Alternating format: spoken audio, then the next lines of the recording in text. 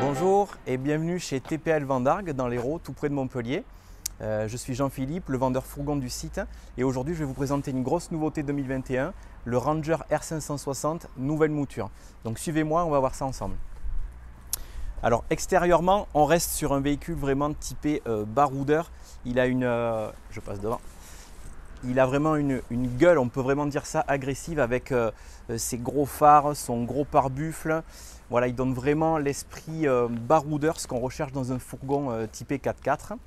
Ce qui va changer extérieurement par rapport à l'an dernier, c'est que les véhicules vont pouvoir arriver directement tout équipés. C'est vrai que sur le porteur Ford, on se demandait parfois est-ce qu'on peut l'équiper pareil qu'un Fiat Ducato, puisque c'est vrai que les véhicules sont souvent sur Fiat Ducato. Ben oui, aujourd'hui on peut.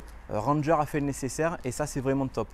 Donc aujourd'hui deux séries, c'est-à-dire quand on le commande dans la même configuration chez Ranger, on peut avoir le store déjà installé, on peut avoir ces belles jantes alu, on peut avoir également le porte-vélo.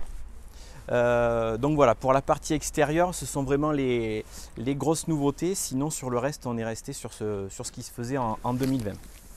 Vous allez voir que les nouveautés sont encore plus impressionnantes à l'intérieur. Venez voir, je vous ouvre la porte.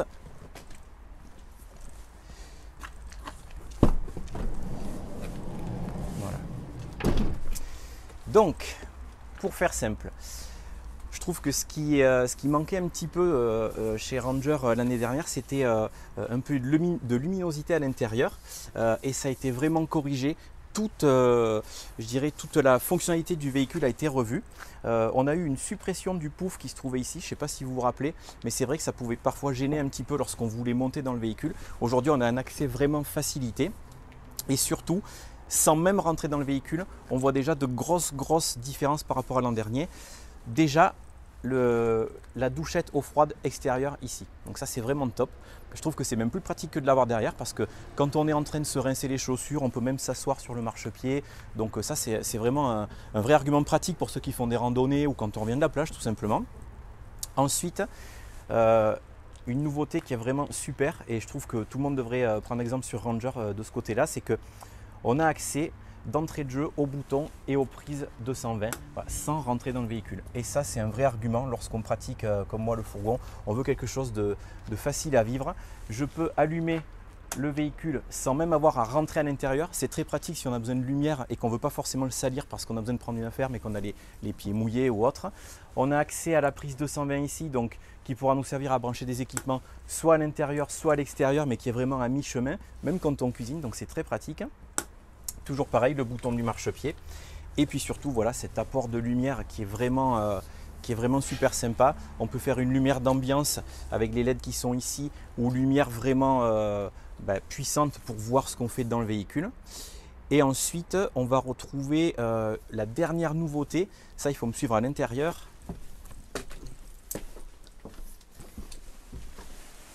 C'est la super salle de bain. La salle de bain qui est bien connue chez Ranger, la salle de bain qui s'appelle TB Concept.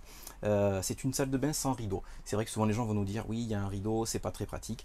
Et bien là, il n'y en a plus. Donc on a vraiment cette paroi qui va venir fermer ici l'espace cabinet de toilette et l'espace douche. On a un grand caillebotis, donc c'est vraiment très confortable. On a beaucoup d'espace dans cette salle de bain. Et on peut prendre sa douche tranquillement, on peut même se laver les pieds, c'est souvent une réflexion qui ressort, je peux même pas me laver les pieds, ben là vous pouvez largement, voilà.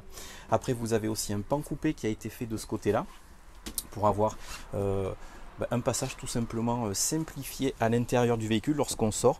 C'est harmonieux, on ne se cogne pas, voilà, on a vraiment un intérieur qui est très clair, très bien agencé. Nouveau coloris également au niveau des boiseries, des selleries, donc vraiment la nouvelle ambiance Ranger 2021 qui est vraiment très sympa, très chaleureuse, très lumineuse.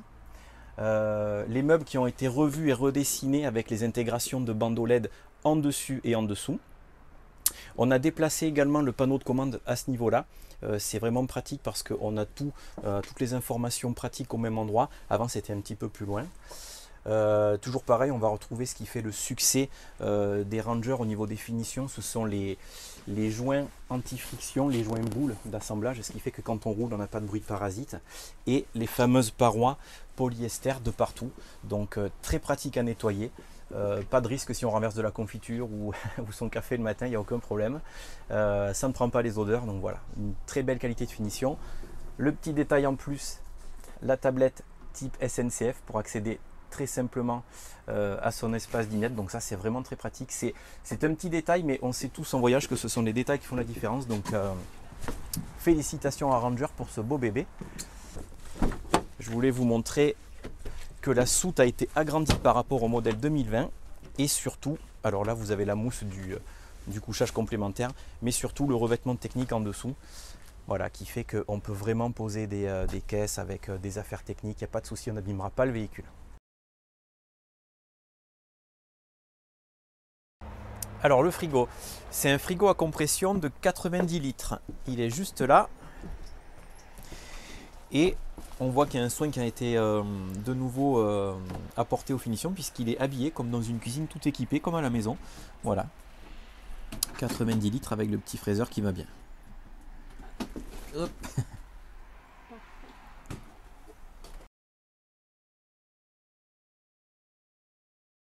Alors le frigo à compression, c'est le même frigo qu'à la maison. En fait, vous avez deux types de frigos qui existent sur le marché, le trimix ou le compression. Le trimix, c'est un frigo qui fonctionne au gaz la plupart du temps lorsque le véhicule est arrêté, qui fonctionne aux 12 volts comme une grosse glacière, on va dire, lorsque le véhicule roule, et qui fonctionne aux 220 volts lorsqu'on est branché quelque part. Ce frigo-là, à compression, lui, ne fonctionne que sur le courant, que ce soit 12 volts lorsqu'on roule ou 220 lorsqu'on va être branché. Donc, je dirais que la particularité, c'est qu'on a un froid qui est beaucoup plus constant et on a un moins gros écart de température entre l'intérieur, enfin entre le frigo en gros et l'extérieur du véhicule quand il fait vraiment très chaud, et c'est un froid qui ne varie pas. Donc effectivement, c'est un peu plus énergivore parce que ça consommera à l'arrêt sur la batterie cellule. C'est pour ça qu'il faut que nous en amont on prévoit bien la solution technique, c'est-à-dire les panneaux solaires, les batteries cellules qui vont bien. Voilà. Après, il faut savoir que les véhicules type Ranger sont prééquipés pour brancher deux batteries cellules. Et c'est bien parce que souvent il y a une batterie cellule et quand les clients veulent en mettre une deuxième, on ne sait pas trop où la caser. Là, tout est pré-câblé pour mettre deux batteries cellules, donc si on met ça plus un bon panneau solaire, on est large. C'est un chauffage gasoil, c'est un Truma Combi diesel 4000 watts. Donc en fait, le chauffage et le chauffe-eau vont se faire en prélevant du gasoil sur le carburant tout simplement. On peut en option choisir le kit altitude de Truma, ce qui est vraiment nécessaire pour moi lorsqu'on va souvent au sport d'hiver avec un chauffage gasoil. Peu de gens le savent, mais arrivé en altitude, le chauffage gasoil peut parfois se bloquer si on reste 2-3 jours sans bouger entre 1500 et 1800 mètres d'altitude. Donc avec un kit altitude Truma, on aura une pompe adaptative et si tu veux, le chauffage ne va pas se mettre en sécurité lorsque tu seras en hauteur et tu peux aller jusqu'à 2200 mètres sans aucun problème. Voilà, donc ça c'est bien essentiel à retenir lors de la commande et ça fait partie de mon boulot de poser la question au client.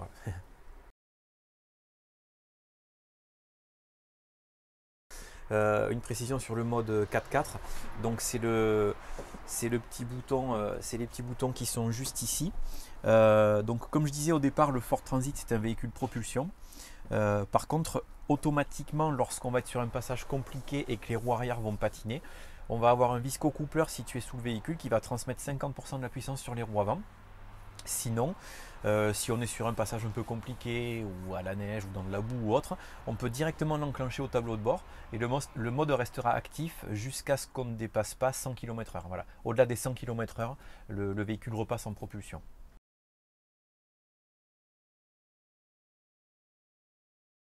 Ça reste un véhicule français. Le véhicule de loisir dans sa globalité peut tomber en panne. Voilà. C'est rarement sur le porteur. Ça va être plutôt sur des petites pièces, des ajustements, des choses comme ça. Des fois dans les premières utilisations, tout simplement des réglages. Ça reste des véhicules faits à la main. Et une ou deux fois, comme dans chaque marque, ça m'est arrivé d'avoir eu à commander des pièces.